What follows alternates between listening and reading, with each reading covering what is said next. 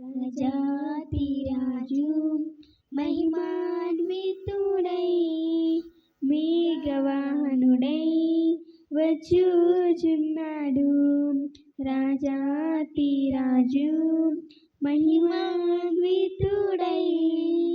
మేఘవాహనుడై వచ్చుచున్నాడు.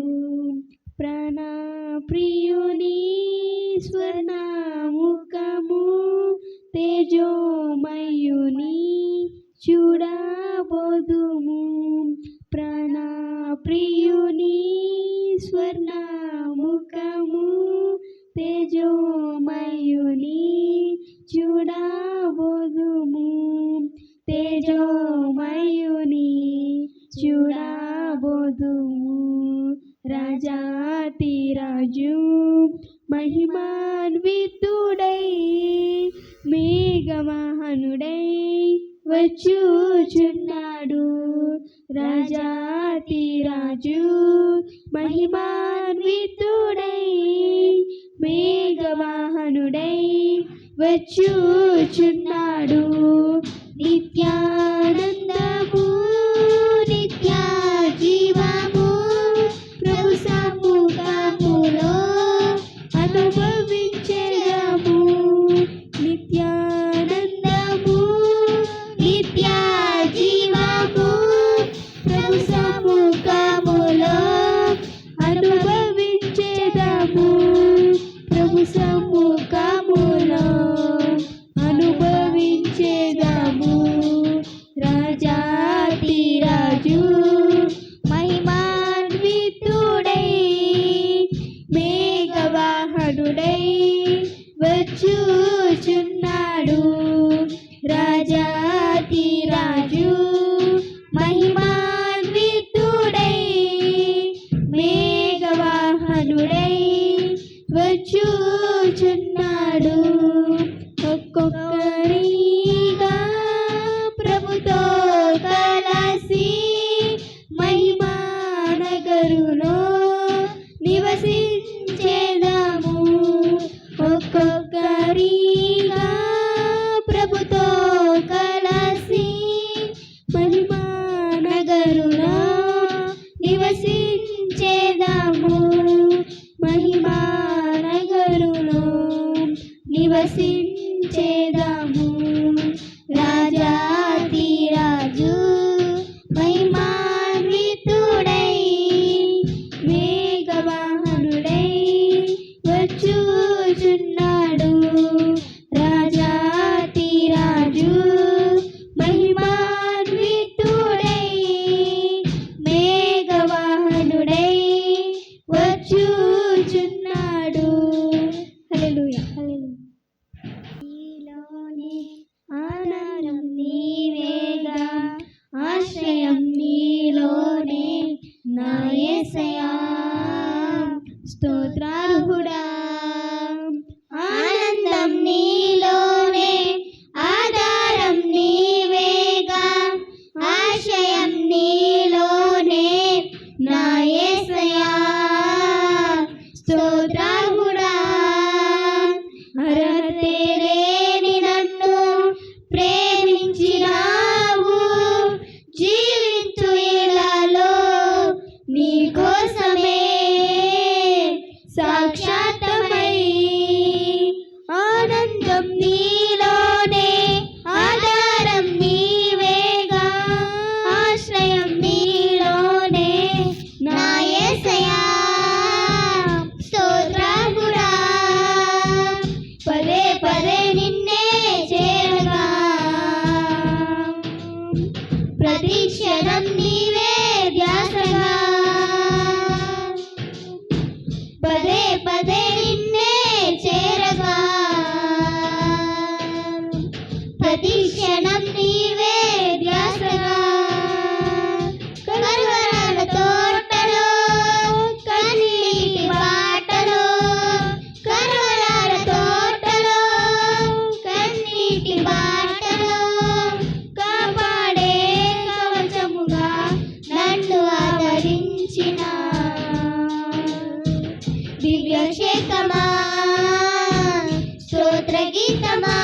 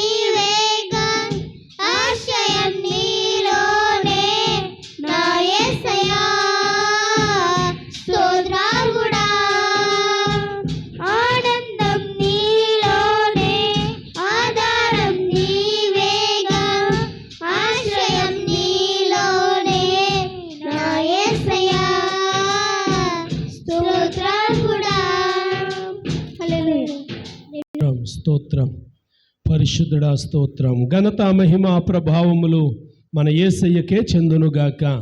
ఆమేన్. రండి, నేటి ధ్యానము కొరకై దేవుని యొక్క గ్రంథంలో నుండి శిలువ ధ్యాన కూడికలో 15వ రోజు కూడికలో నేటి ధ్యానము కొరకై మత్తయి సువార్త 23వ అధ్యాయములో నుండి కొన్ని వచనాలు మనం నేర్చుకోబోతూ ఉన్నాం. నిన్నటి దినాన్ని కృపగలిగిన దేవుడు బాహ్య శుద్ధిని గూర్చి జ్ఞాపకం చేశారు. నేటి ధ్యానం కొరకై పతనావస్థ అనేది ఆయన జ్ఞాపకం చేస్తున్నాడు. పతనమైపోబోతూ ఉన్నటువంటి పట్టణమును గూర్చి, ఆయన దుఃఖిస్తున్నటువంటి విధానమును గూర్చి ఆయన జ్ఞాపకం చేస్తూ పతనావస్థ అని చెప్పి యెరూషలేము విషయంలో యేసు ప్రభువారు దుఃఖించినటువంటి సంఘటనను జ్ఞాపకం చేస్తూ ఉన్నారు. 23వ అధ్యాయము మత్తయి సువార్త 23వ అధ్యాయము 34వ వచనం నుండి మనం ధ్యానం చేద్దాం. మత్తయి సువార్త 23:34. అందుచేత ఇదిగో నేను మీ యొద్దకు ప్రవక్తలను జ్ఞానులను శాస్త్రులను పంపుచున్నాను. మీరు వారిలో కొందరిని చంపి సిలువ వేయుదురు, కొందరిని మీ సమాజ మందిరములలో కొరడాలతో కొట్టి పట్టణము నుండి పట్టణమునకు తరుముదురు. నీతిమంతుడైన హేబేలు రక్తము మొదలుకొని బలిపీఠమునకును దేవాలయమునకును మధ్య మీరు చంపిన బరకీయ కుమారుడగు జకర్యా రక్తము వరకు భూమి మీద చిందింపబడిన నీతిమంతుల రక్తమంతయు మీ మీదికి వచ్చును. ఇవన్నీ ఈ తరము వారి మీదికి వచ్చునని మీతో నిశ్చయముగా చెప్పుచున్నాను. చదవబడిన లేఖన భాగాన్ని ప్రభు మన కొరకు దీవించునుగాక. ఆమేన్. వినండి ప్రియమైనటువంటి దేవుని బిడ్డలారా, దేవుని యొక్క వాక్యాన్ని మనం చదువుతూ ఉన్నప్పుడు కృప కలిగినటువంటి యేసు క్రీస్తు ప్రభు వారి నోట యెరూషలేము పట్టణం యొక్క పతనము లేక నాశనమును గూర్చినటువంటి మాటలు రావడం ఆసక్తికరం. ఆయన దీవించేవాడే కానీ శపించేవాడు కాదు.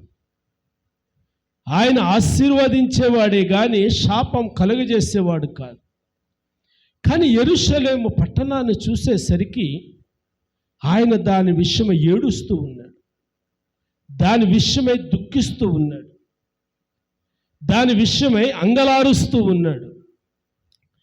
ఎందుకు అని గనక ఆలోచన చేస్తే ఇక్కడ పట్టణం అనే మాటకి మనం ఏమనుకోవాలంటే, వెనకటికి చదువుకునే రోజుల్లో ఇలా వ్రాయబడి ఉంది, దేశం అంటే మట్టి కాదోయ్, దేశం అంటే మనుషులు. అంటే ఇప్పుడు యెరూషలేము నాశనం అని అంటే పట్టణమును గురించి మాత్రమే కాదు, ఆ పట్టణములో ఉన్నటువంటి ప్రకృతిలో ఉన్నటువంటి ఆ పట్టణములో ఉన్నటువంటి జనాంగమును గురించి మనం ఆలోచన చేయాలి.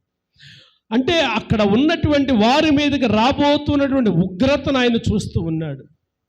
కారణం ప్రియులారా, వారు చేసేటువంటి పనులు మనం చూస్తూ ఉన్నాం. ఆ పట్టణమునకు కలిగేటి దుర్గతిని ఆయన చూస్తూ ఉన్నాడు. ఒక వ్యక్తి కానీ, ఒక సంస్థ కానీ, ఒక పట్టణము కానీ, రాజ్యాలు కానీ, ప్రియులారా ఏదైనా ఎందుకు పతనమవుతాయి అని కనుక ఆలోచన చేస్తే, ఏదైనా కావచ్చు, అది రాజ్యం కావచ్చు, పట్టణాలు కావచ్చు, రాజులు కావచ్చు, ఎందుకు పతనమవుతారు అని కనుక ఆలోచన చేస్తే, సామెతల గ్రంథములో 16వ అధ్యాయం 18వ వచనంలో గర్వము అనే మాట మనం చదువుతాం. అహంకారము కలిగినటువంటి మనస్సు అనే మాట మనం చదువుతాం. అంటే ఈ గర్వం ఎంత ప్రమాదకరం అంటే రాజ్యాలను పడగొట్టేస్తుంది. 16-18 రాజ్యాలను పడగొట్టేస్తుంది, రాజ్యాలను కూలదోసేస్తుంది. ఒకసారి చదువమ్మా. నాశనమునకు ముందు గర్వము నడుచును, పడిపోవుటకు ముందు అహంకారమైన మనసు నడుచును. నడుచును. కాబట్టి వినండి ప్రియమైనటువంటి దేవుని బిడ్డలారా, దేవుని యొక్క గ్రంథము జ్ఞాపకం చేస్తుంది, రాజ్యాలు పడిపోవడానికి, పట్టణాలు కూలిపోవడానికి కారణం ఏమిటి అని గనక ఆలోచన చేస్తే వారికి ఉన్నటువంటి గర్వం, వారికి ఉన్నటువంటి అహంకారమైనటువంటి మనస్సు. ఇంతేనా, ఇంకేమైనా ఉన్నాయా అని అంటే, అపోస్తలుడైనటువంటి పౌలు హెబ్రీ పత్రికలో 10వ అధ్యాయము 38వ వచనంలో అంటాడు, విశ్వాసము లేకపోవుట అనేది చూస్తూ ఉన్నాను. విశ్వాసము లేకపోవుట, అపనమ్మకం, ఇది జరుగుద్ది అని నమ్మకం లేకపోవటం. ప్రవక్త అయినటువంటి ఎలీషా దగ్గరికి వచ్చినటువంటి నయమానుకు, ప్రియులారా, ప్రవక్త పలికిన మాట మీద నమ్మకం లేదు, విశ్వాసము లేదు. ప్రవక్త పలికిన మాట మీద నమ్మకము లేనివాడుగాను, విశ్వాసము లేనివాడుగాను మనము చూస్తూ ఉన్నాము. వినండి ప్రియమైనటువంటి దేవుని బిడలారా, దేవుని యొక్క వాక్యాన్ని మనం ఆలోచన చేస్తూ ఉన్నప్పుడు పడిపోవడానికి కారణం ఏంటంటే, ఒకటి గర్వము, రెండోది అహంకారమైనటువంటి మనస్సు, మూడోది మనం చూస్తూ ఉన్నాము విశ్వాసము లేకపోవట. ఇంకా మనం చూసినట్లయితే మత్తయి సువార్తలో 11వ అధ్యాయము, మత్తయి సువార్త 11వ అధ్యాయము 20వ వచనములో ఇలా వ్రాయబడి ఉంది. మత్తయి సువార్త 11వ అధ్యాయము 20వ వచనం, పిమ్మట ఏ ఏ పట్టణములలో ఆయన విస్తారమైన అద్భుతములు చేసెను, ఆ పట్టణముల వారు మారు మనసు పొందకపోవట వలన ఆయన వారినిట్లు గద్దింపసాగిన. చూడండి, ఏ ఏ పట్టణాలైతే ఆయన అద్భుతాలు చేశాడో, ఏ ఏ పట్టణాలైతే ఆశ్చర్య కార్యాలు చేశాడో, వారు విశ్వాసం ఉంచలేదంట, నమ్మకం ఉంచలేదంట. అందుకు ప్రియులారా, ఆ పట్టణాలను చూచి ఆయన దుఃఖిస్తూ ఉన్నాడు. అంటే ఇంచుమించులో యెరూషలేము పట్టణంలో నివసించే వారందరూ కూడా అంటండి ఇలాంటి లక్షణాలు కలిగిన వారు ఉన్నారంట. ఎలాంటి లక్షణాలు? ఎలాంటి లక్షణాలు అంటే, ఒకటి గర్వము, రెండు అహంకారమైనటువంటి మనస్సు, మూడు అవిశ్వాసము, అంటే విశ్వాసం లేకపోవట. ఇక నాలుగవదిగా చూస్తే మారు మనసు అనుభవం లేనటువంటి. ఇంచుమించుగా ప్రియులారా, ఆ యెరూషలేము పట్టణములు అందరూ కూడా ఇలాగ ఉన్నారంటే, దీనికి తోడు ప్రియులారా, ఏదో అంటారు కదా, అగ్నికి ఆజ్యం పోసినట్లుగా అని చెప్పి గాలి వేసినప్పుడు అంటారు కదా, అసలే తగలబడిపోతుంది అని అంటే గాలి వచ్చిందండి ఇంకా ఎక్కువ తగలబడిపోతారు. ఈ ఇశ్రాయేలీయులను, యెరూషలేములో ఉన్నటువంటి వారిని మనం ఆలోచన చేస్తూ ఉన్నప్పుడు ప్రియులారా, ఇప్పటికే దేవుని మీద ఒకటి నమ్మకం లేదు, అహంకారంతో కూడిన మనస్సు, గర్వంతో కూడిన మనస్సు, మారు మనసు లేని తత్వం, ఇవి చాలా అన్నట్టు వారికుండే బుద్ధి మరొకటి ఏంటి అని అంటే, 23వ అధ్యాయం మత్తయి సువార్త 23వ అధ్యాయము 37వ వచనంలో, 23వ అధ్యాయం 37వ వచనంలో ఇలా వ్రాయబడి ఉంది, యెరూషలేమా యెరూషలేమా, ప్రవక్తలను చంపుచు నీ యొద్దకు పంపబడుచున్న వారిని, రాళ్లతో కొట్టుచున్న వారిని, రాళ్లతో కొట్టుచును ఉండుదానా,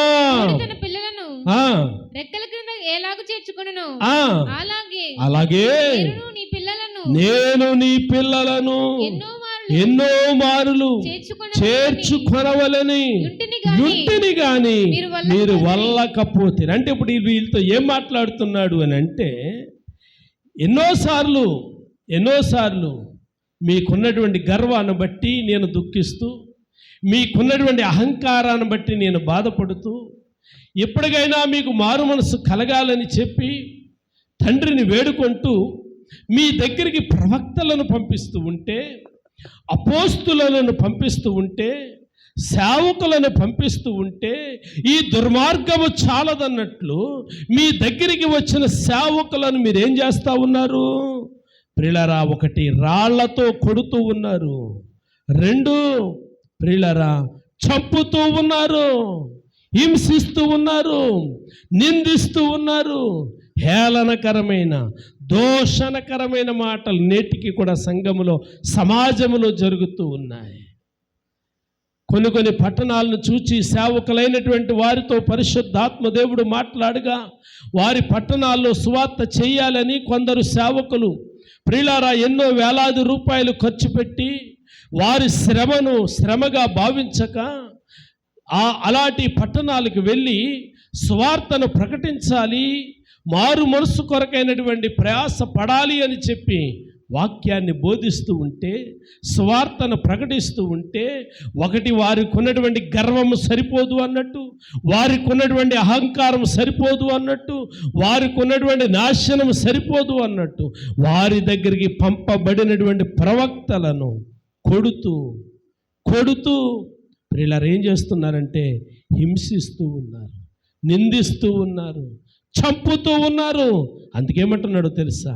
19వ అధ్యాయం లూకాసు వార్త 19వ అధ్యాయము 41వ వచనాన్ని గనక మనం చదివితే, సమీపించినప్పుడు ఆయన పట్టణమునకు సమీపించినప్పుడు దానిని చూచి దాని విషయమై ఏడ్చి నీవును ఈ దినమందైనను సమాధాన సంబంధమైన సంగతులను తెలుసుకొని ఎడల నీకెంతో మేలు, కానీ ఇప్పుడు అవి నీ కన్నులకు మరుగు చేయబడి ఉన్నదేనండి.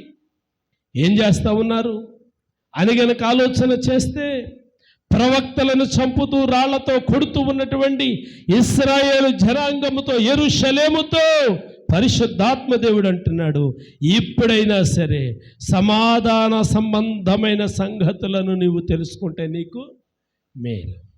కానీ తెలుసుకోవట్లేదు. కారణం అహంకార మనసు, కారణం విశ్వాసము లేని మనసు, కారణం గర్వముతో కూడినటువంటి మనసు.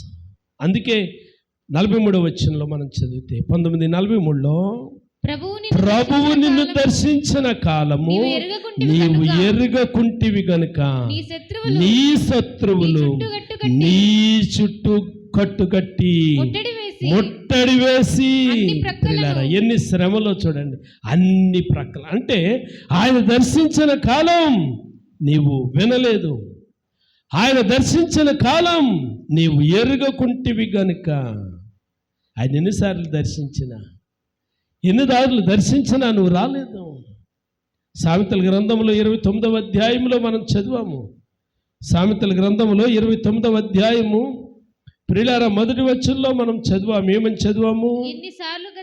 ఎన్నిసార్లు గద్దించినను లోబడని వాడు మరి తిరుగు లేకుండా హఠాత్తుగా నాశనమవును. ఇప్పుడు యెరూషలేమును దేవుడు గద్దిస్తూ ఉన్నాడు, యెరూషలేమును గద్దిస్తూ ఉన్నాడు. అయితే వీరేంటో తెలుసా? వీరి మనసేంటో తెలుసా? వీరి అభిప్రాయం ఏంటో తెలుసా? గర్వం విడమంటున్నారు, అహంకారం విడమంటున్నారు. ప్రియులారా, ఆ నాశనానికి ముందు గర్వం ఉంటుంది అన్నట్లుగా వీరి మనసు ఎలాగుంటుంది అని అంటే, మొదటి అధ్యాయం సామెతల గ్రంథము మొదటి అధ్యాయము 24వ వచనాన్ని చదివితే ఇలాగూ వ్రాయబడి ఉంది, నేను పిలువగా మీరు వినకపోతిరి, నా చేయి చాపగా ఎవరును లక్ష్య పెట్టకపోతిరి, నేను చెప్పిన బాధేమీ మీరు వినక త్రోసివేసితిరి, నేను గద్దింపగా లోబడకపోతిరి. ఎంత వివరంగా చెప్తున్నా కానీ ప్రియులారా, యేసు ప్రభు మాట విననల్లనటువంటి వారిగా ఉంటూ ఉన్నారు. అందుకే దాని పతనాన్ని తెలియజేస్తూ ఉన్నాడు, దాని పతనాన్ని ప్రకటిస్తూ ఉన్నాడు. యెరూషలేమా యెరూషలేమా, నీకు శ్రమ, నీకు శ్రమ. నిజంగానే యేసు ప్రభు వారు క్రీస్తు 33.5 సంవత్సరాల వయసులో ఆయన సిలువకి ఆహుతైతే, క్రీస్తు శకం 70వ సంవత్సరంలో టైటస్ అనబడినటువంటి రోమన్ చక్రవర్తి సొలొమోను మహారాజు కట్టినటువంటి మందిరాన్ని నేలమట్టం చేసేసాడు. సొలొమోను మహారాజు కట్టినటువంటి మందిరాన్ని ప్రియులారా నేలమట్టం చేసేసాడు. అంత మాత్రమే కాదు, యెరూషలేము పతనం ఒకటి మాత్రమే కాదు, పరిశుద్ధ గ్రంథములో వ్రాయబడినట్లుగా, పరిశుద్ధ గ్రంథములో తెలియచేసినట్లుగా ఎన్నో సంఘటనలు ప్రియులారా, ఎందరో రాజులు, ఎందరో వ్యక్తులు, ఎన్నో పట్టణాలు నాశనమైపోయినాయి, కూలిపోయినాయి. వాటి కారణం ఏమిటి అనంటే అహంకారం, విర్రవీగుట వలన, మాట విననొల్లకపోవటం వలన, దేవుని దగ్గరికి రానొల్లని కారణము చేత నాశనమైపోయారు. ఉదాహరణకు 1-2 జ్ఞాపకం చేస్తాను చూడండి. మొదటిది లూసిఫర్. తేజో నక్షత్రమా, వేకువ చుక్క ఎలా పడిపోయావు? గర్వం కారణం కాదా? అహంకారం కారణము కాదా? పడిపోవడానికి ముందేమి నడుస్తుందంట? అహంకారమైన మనసు, గర్వము నడుస్తూ ఉంది. ప్రియులారా, రెండోది నెబుకద్నెజరు. ప్రియులారా, దేవుడు అధికారం ఇస్తే అధికారాన్ని అనుకుంటున్నాడు ఇదంతా నా బల ప్రభావము కాదా? ఓర్పిచ్చాడా? ఇది నీ బల ప్రభావం కాదు, నేనిచ్చానని చెప్పి అరణ్యానికి తరిమేశాడు. దేవునికి స్తోత్రం కలుగును గాక. సొదొమ గొమొర్రా పట్టణాలు ఎలా ఉండేవి అనంటే పచ్చగా ఉంటూ ఉండేవి. ప్రియులారా, అక్కడ ఆ పట్టణాలను చూసుకొని అక్కడ ఉన్నటువంటి వారు యెరూషలేములో ఉన్నవారి వలె విర్రవీగడం, యెరూషలేములో ఉన్నవారి వలె నీతికి న్యాయానికి విరోధంగా బ్రతకడం ఏం జరిగింది అని గనక ఆలోచన చేస్తే ఆ పట్టణాల నాశనానికి కారణమైంది. కాబట్టి నేను ముగిస్తూ జ్ఞాపకం చేస్తున్నాను, తండ్రి అయినటువంటి దేవుడు, కుమారుడైన దేవుడు, పరిశుద్ధాత్మ దేవుడు ప్రకటిస్తూ ఉన్నాడు, యెరూషలేమా నేను ఎన్నో మార్లు చేతులు చాపాను, కానీ నీ విననొల్లనన్నావు, రానొల్లనన్నావు, మాట వినను అన్నావు, స్వార్థ వినను అన్నావు, మారు మనసు పొందను అన్నావు, పాప క్షమాపణ పొందను అన్నావు. కాబట్టి ఈ సమయంలో ఒక మాట, పతనమైపోయిన రాజ్యాలను జ్ఞాపకం చేసుకుందాం, పతనమైపోయిన రాజులను జ్ఞాపకం చేసుకుందాం. కారణం పతనమైపోవడానికి వారి అహంకారం కాదా? వారి గర్వము కాదా? వారి యొక్క ప్రియులారా అహంకారమైనటువంటి మనస్సు కాదా? అయితే ఈ మధ్యాహ్న కాలస్యం లేక రాత్రి కాలస్యంలో దేవుని పాదాల దగ్గరికి మనం వద్దాం. దయగలిగిన స్వామి, అధికారము నీది, రాజ్యము నీది, అవకాశం నువ్వు ఇస్తే మాకు కలిగేది. మా గర్వం ఎంత అయ్యా? ఇదిగో మా గర్వాన్ని విడిచిపెడుతూ ఉన్నాము, మా అహంకారాన్ని విడిచిపెడుతూ ఉన్నాము, నీ దగ్గరికి వస్తూ ఉన్నాము. మా సంఘాలు, మా కుటుంబాలు, మా జీవితాలు పతనం కాకుండా కాపాడండి అయ్యా. అహంకారాన్ని విడిచిపెడుతున్నాం, మా యొక్క గర్వాన్ని విడిచిపెడుతున్నాం, మా యొక్క విరోధమైనటువంటి ఆ మనస్సును మేము విడిచిపెడుతున్నాం అని చెప్పగలిగితే క్షమించడానికి చాలినవాడు. ప్రియులారా, పతనమైపోకుండా కాపాడడానికి చాలినవాడు. తల వంచండి, కళ్ళు మూయండి, ప్రార్థన చేద్దాం. పరిశుద్ధుడైన మా తండ్రి, గనుడైన మా ప్రభువా, మహోన్నతుడా, నీ శ్రేష్టమైన నామానికి మరోసారి వందనాలు చెల్లిస్తూ ఉన్నాను. ఈ సమయంలో మీరు ఇచ్చిన ఉపదేశం కొరకే నీకు వందనాలు. విన్న ఉపదేశము మాకు, మా కుటుంబాలకు దీవెనకరంగా అనుగ్రహించాను. యేసు నామమున అడుగుచున్నాను తండ్రి, ఆమేన్. తండ్రి, కుమార, త్రియేక దేవుని సన్నిధి సమాధానం సకల పరిశుద్ధులకు తోడుగా ఉండునుగాక. ఆమేన్, ఆమేన్.